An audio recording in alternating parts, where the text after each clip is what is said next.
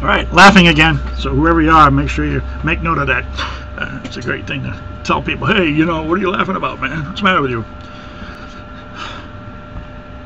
I want to talk to you about fixed stars. Very important. When you do charts, check to see if there are any fixed stars on the angles, like the 1st, 10th, 7th, or 4th house. Go out and get a good book on fixed stars. There's a few of them out there. And make sure they're current. Make sure they're at least no later than a few years old, because a star appears to move about 50 seconds of arc during a year's time. Pretty soon that seconds turns into minutes, and the minutes in 72 years turns into a full degree. So there's a lot to say about that. But I do want you to think about fixed stars, because when you remember Britney Spears, she shaved her head when diadem was at 19 Libra. Her ascendant moved to that position via my sunset chart method. And I think that was an important statement, because Bernice, who was Ptolemy's wife, shaved her head to get a safe return of her husband from the wars.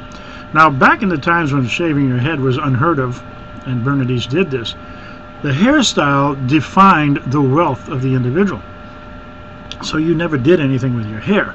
Your hair was all about who you were and how it was trussed and laid up. And so to have her do that and place her shaved, shorn locks, as it were, on the altar of Aphrodite in a prayerful manner to have her husband return home to her safe and sound, says a lot. And the fact that Britney does this some 21 centuries later, right on that moment, I find astounding. And astrology is always astounding. Those 7 little angels and all the fixed stars give us a great deal of information, and those who really would like to know about it, I have to do a study. Don't ask how does it work, because you can't tell you in a few minutes.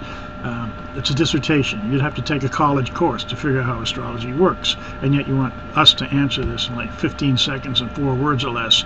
It won't work that way. But for those of you who are into this game, get a good book on fixed stars.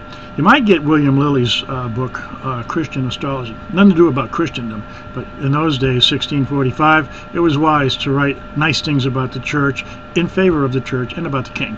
So the book has reference to that, but not much. It really is one of the best astrology books that's ever been written, and it was written in 1645. It's still today the Bible of horary astrology.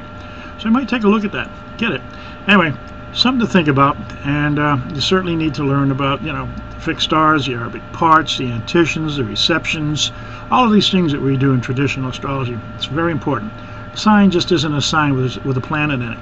There's a lot more going on. We need to know what season it's in, and if it's working or not working, and why it isn't, if it isn't. These are things that are important. So do yourself a favor, fixed stars. Take a look at it. Get yourself a good book. I'll talk to you soon. Thanks for all your cards and letters. Keep them coming, folks. Love it.